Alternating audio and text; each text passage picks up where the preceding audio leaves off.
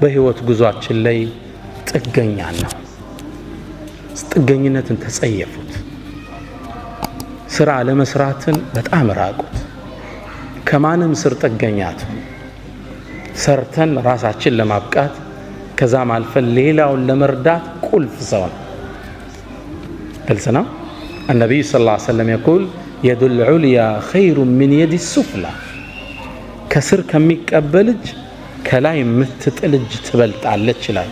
ሰደቃን እኮ አበረታተዋል፣ ግን ከላይ ሰጪው ነው አላህ ዘንድ የተመረጠ። ከታች ተቀባያት ጥገኛቱ መቼም ቢሆን ፋሚሊ ላይ እንዳትደገፍ። የራስን የላይፍ የሥራ ሲስተም ፈጥረ ራስክን የምትችል ራስክን የምታስከብር ነው። ኢብራሂም ኢብኑ አልአድሃም የሚባሉ አንድ ትልቅ ዓሊም ጓደኛ ነበራቸው። ንግድ ለመውጣት ፈለገ። ካልነገድኩ አለ በል ቀጥል አሉ። ንግድ ወጥቶ እየሄደ ያለ አንድ በረሃ ላይ ደክሞት አረፈ።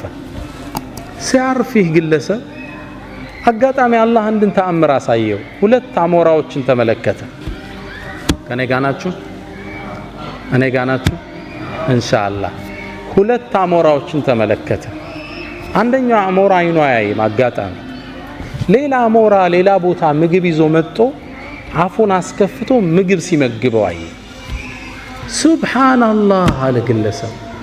አሞራን በረሃ ላይ የሚቀልብ ጌታ እያለኝ ነው እንዴ ንግድ ብዬ አህያ አሰልፌ የወጣሁት ወደ ሀገር ያለ። መሪውን አዞረ።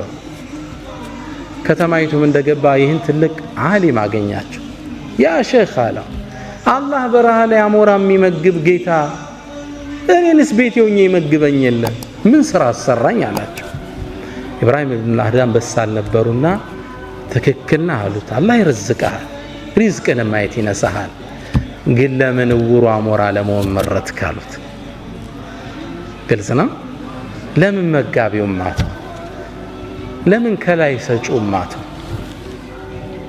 ለምን ታችን መረጥክ? ከዛም ግንባራቸውን ሳም ማረገና እርሶ ከሉበት ምድር እኔን ማያኖረኝ አላቸው።